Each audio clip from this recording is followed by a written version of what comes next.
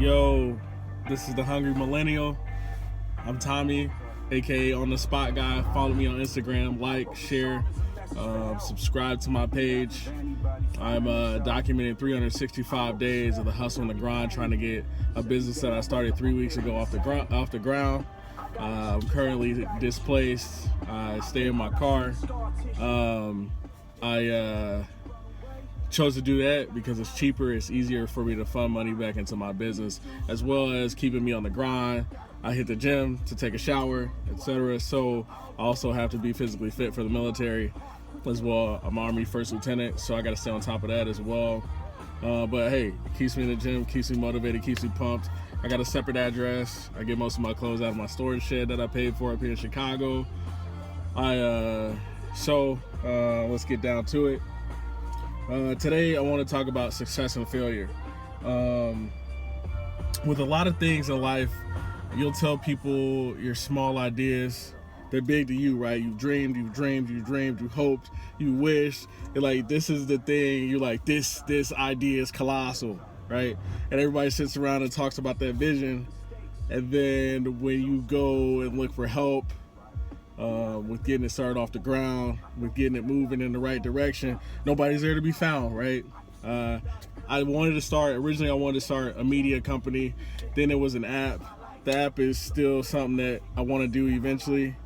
But it's also one of those things where it takes a lot of time, energy, and money, right?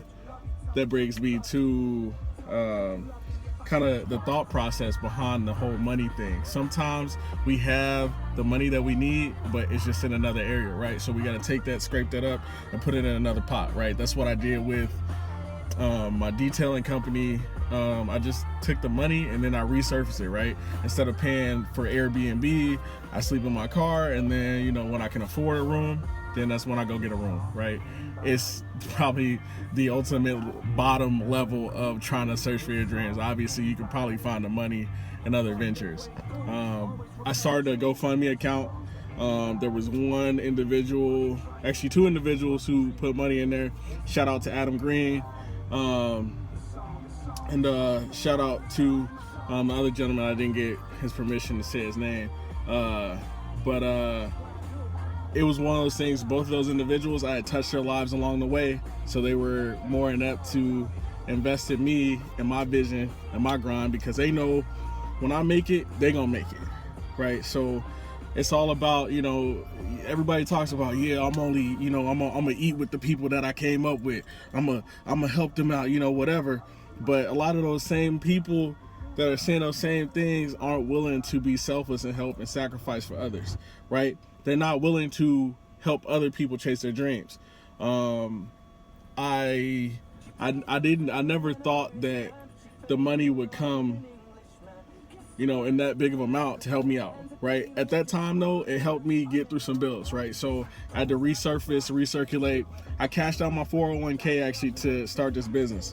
So I used that money to, plus the money that I raised for the GoFundMe, to pull together to get a laptop. I eventually got a laptop, purchased some software. I pay for it every month. So every day I got to go out there, grind and hustle, making quick money with Uber. I can cash that out at the end of the night. Right now I'm a little short on bills, but that's all being hashed out. Which brings me to my pet peeve is it amazing how banks could take the money, right, but they can't refund it back right away, right? So I had a bill that was supposed to come out on the 30th, and apparently since that there was a weekend that fell, they had to wait till the 2nd. So I went ahead and paid it, because through their account and by their knowledge, I hadn't paid it. So it said past due. So I'm like, nah, I ain't got no past due bills. I'm gonna go ahead and take that and square that away. So I made that happen, and then I called them, and it was just very, very frustrating. And what I could have done was I could have been like, I could have got, all negative Nancy and been like, okay, you know what? They digging in my pockets. They hurt my pockets. Ooh, I'm so mad at this bank, whatever. But then I thought about it, and I was like, man, like I've been, really blessed to be on this journey that I'm on right now. So let's stay positive, uplift my spirits, right? So that's why I decided to produce this video a little bit earlier, because I'm gonna have to shift my schedule around, right? So, one of the biggest things when you feel like you're at a point where you're failing is there is success in that failure, because there's a learning point that you found at some point, like, hey, I might not have reached my goal at this point in time, or my goal maybe had to be carried over to the next day, but I'm not off track, right? I can use that knowledge to insert into something else, right? So, when you're passionate about something, you keep it moving, you stay positive, you surround yourself around positive people. Today I talked to my dad. It was very uplifting because he moved to Orlando, Florida next Monday and Tuesday. I'm gonna be in Carbondale, helping him repair some of his rental houses. I'm also get an opportunity to bond with my little cousin, CJ Davis, which he has found, it's a very awesome story, because he has found refuge in doing things that I was forced to do as a child, like working on houses, hammering nails, fixing plumbing, etc. So all of those things have served as an outlet for him, because right now our generation falls into a gap where it becomes really hard to find something that we want to do in life, right? Not everybody set out to be a doctor, a lawyer,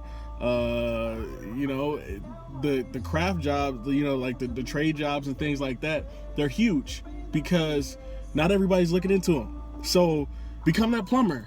That's why I became that detailer, because everybody needs a car detail, right?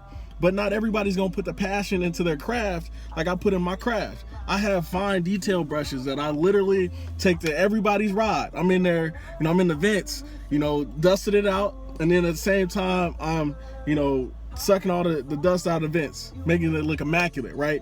I don't put any type of gloss or shine or anything on there until I know that dashboard and that area has been steamed, cleaned, and there is no debris there, right? So that's my method, because I believe in creating a long-lasting product, right? So that's how you have to look at your life. You have to be able to look at your life, see where you're at, reassess, and create something that's long-lasting. Create a foundation. If you create a foundation, your failures are only going to be those bricks that you're going to create that foundation with, right? And then from that foundation, you can build all the skyscrapers in the world, right? People will come to you for advice out of nowhere, right? But it takes that grit to take your failures and turn into success. Another thing, like today I could have completely given up on my intro and my outro. I'm very novice at this. I just spent a couple hours on YouTube, which is huge, right? You want to learn a craft or a trade, go to YouTube. YouTube is what's up, right? Because everybody's giving free knowledge. They want them likes, they want that subscribe, right?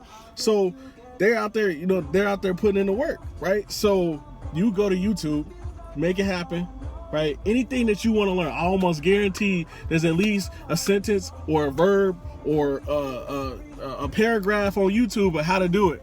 And they'll even tell you where to get the software. That's where I found the software for my actual intro and outro.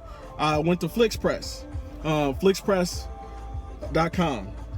At FlixPress, they have a bunch of different presets. You can record, you drop your own name in there, then you can record, add your own sound, add your own pictures. As you can tell with my intro, it has the same things as well. So, my guidance to you, being a hungry millennial is a process, right? It's a process. I'm always hungry.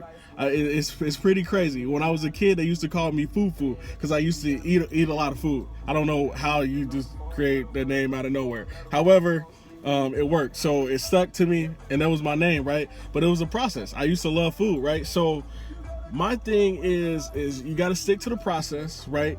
Look at your failures as just a part of the process, right? Keep it moving. Don't give up.